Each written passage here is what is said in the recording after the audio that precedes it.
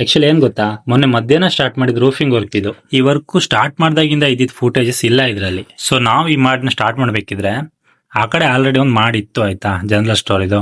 So ಅದೇ ಮಾಡಿಗೆ parallel ಆಗಿನೇ ಈ ಮಾಡ್ ತಗೋಬೇಕಿತ್ತು. ಅದೆಲ್ಲ ಓಕೆ, ಬಟ್ ಟ್ರಿಕ್ಕಿ ಅನ್ಸಿದೆ ಏನಂತಂದ್ರೆ ಆ ಮಾಡಿಗೆ ಓಟ ತುಂಬಾನೇ ಕಡಿಮೆ ಇತ್ತು.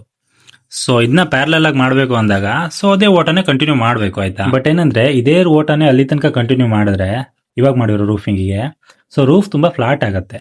ಸೊ ಇದೆಲ್ಲ ಸೀನ್ ಬೇಡ ಅನ್ಕೊಂಡು ಎದುರುಗಡೆ ಒಂದು 10 ಫೀಟ್ ಶೀಟ್ಗೆ ಅದೇ ಓಟನೇ ಕೊಟ್ಟು ಅಲ್ಲಿಂದ ಹಿಂದ್ಗಡೆ ಒಂದು 20 ಫೀಟ್ ಶೀಟ್ ಬಂದಿತ್ತು. ಸೊ ಅದಕ್ಕೆ ಓಟ ಸ್ವಲ್ಪ ಹೈಟ್ ಮಾಡಿಕೊಟ್ಟೆ. ಇಲ್ಲಿ ಆಕ್ಚುಲಿ ವರ್ಕ್ ಪ್ಲೇಸ್ ಹೆಂಗಿದೆ ಅಂತ ಅಂದ್ರೆ, ಈ ಕಡೆ ಒಂದು ಜನರಲ್ ಸ್ಟೋರ್ ಇದೆ, ಪಕ್ಕದಲ್ಲಿ ಮೇಲ್ಗಡೆ ಹತ್ತೋಗೋಕೆ ಒಂದು ಸ್ಟೇರ್ಸ್ ಇದೆ, ಅದ್ರ ಪಕ್ಕದಲ್ಲಿ ಈಗ ನಾವು ಮಾಡ್ಬೇಕಾಗಿರೋ ರೂಫಿಂಗ್ ಮಾಡ್ಬೇಕಾಗಿರೋ ರೂಮ್ ಇದೆ. ಇವಾಗ ನಾವು ಮಾಡ್ಬೇಕಾಗಿರೋ ರೂಫಿಂಗ್ ಇದೆಯಲ್ಲ, ಅದು ಆ ಕಡೆ ರೂಮ್ನು ಕವರ್ ಆಗ್ಬೇಕು, ಪ್ಲಸ್ ಮೇಲ್ಗಡೆ ಹೋಗೋ ಸ್ಟೇರ್ಸ್ ಕೂಡ ಕವರ್ ಆಗ್ಬೇಕು. ಎದುರುಗಡೆ 1.5 ಸ್ಕ್ವೇರ್ ಟ್ಯೂಬ್ ಅಲ್ಲಿ ಒಂದು 8 ಇಂಚ್ ಬೀಮ್ ಮಾಡಿ ಅದ್ರ ಮೇಲೆ ಪಕಾಸಿ ಎಲ್ಲ ಹಾಕೊಂಡು, ಅವ್ರದ್ದೇ ಒಂದು ಹಳೆ ಕಂಬ ಇತ್ತು ಅದನ್ನೇ ಹಾಕೊಂಡು ಎದುರುಗಡೆ ಅಂತೂ ಫಿನಿಶ್ ಆಯ್ತು. ಸೊ ಅದೇ ರೀತಿಲಿ ಹಿಂದ್ಗಡೆ ಪಕಾಸಿನೂ ಹಾಕೊಂಡು ಪರ್ಲಿನೆಲ್ಲ ಹಾಕಿದೆ. ಅದಕ್ಕಿಂತ ಇದಕ್ಕೆ ಸ್ವಲ್ಪ ಓಟ ಜಾಸ್ತಿ ಕೊಟ್ಟಿದ್ದೀನಿ.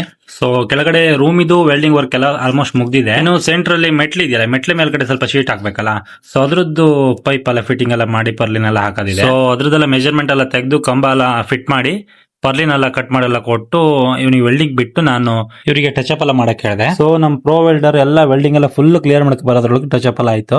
ಇಲ್ಲಿಗೆಲ್ಲ ಕ್ಲಿಯರ್ ಆಯ್ತು, ಎಲ್ಲ ಕೆಲಸ ಅಷ್ಟು ಮುಗೀತು ಆಲ್ಮೋಸ್ಟ್. ಸೊ ಇವಾಗೆಲ್ಲ ಆಯ್ತು ಆಲ್ಮೋಸ್ಟ್. ಇವಾಗ ಶೀಟ್ ಹಾಕಿ ಎಲ್ಲ ಕ್ಲಿಯರ್ ಆಗ್ತಾ ಬಂತು. ಮೇಲ್ಗಡೆ ಒಂದ್ 4 ಶೀಟ್ ಹಾಕೋದಿದೆ, ಮತ್ತೆ ಸೈಡ್ ಎಲ್ಲ ಒಂದೊಂದ್ ಸ್ಕ್ರೂ ಹಾಕಿ ಎಲ್ಲ ಫಿಟ್ಟಿಂಗ್ ಮಾಡ್ಕೊಂಡಿದೀವಿ. ಇನ್ನು ಎಲ್ಲ ಶೀಟ್ ಎಲ್ಲ ಹಾಕಾದ್ಮೇಲೆ ಫೈನಲ್ ಆಗಿ ಎಲ್ಲ ಸ್ಕ್ರೂನು ಹಾಕೋಣ ಅಂತ ಹಂಗೆ pending ಇಟ್ಕೊಂಡಿದೀವಿ.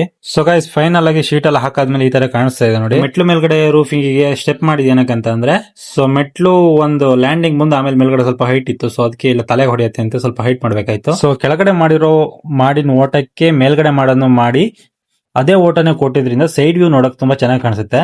And guys mister left YouTube channel ಗೆ ಸಬ್ಸ್ಕ್ರೈಬ್ ಮಾಡ್ಕೊಳ್ಳಿ ಗೈಸ್. ಅಂಡ್ ಸಿಗೋಣ ನೆಕ್ಸ್ಟ್ ವಿಡಿಯೋದಲ್ಲಿ. Thank you.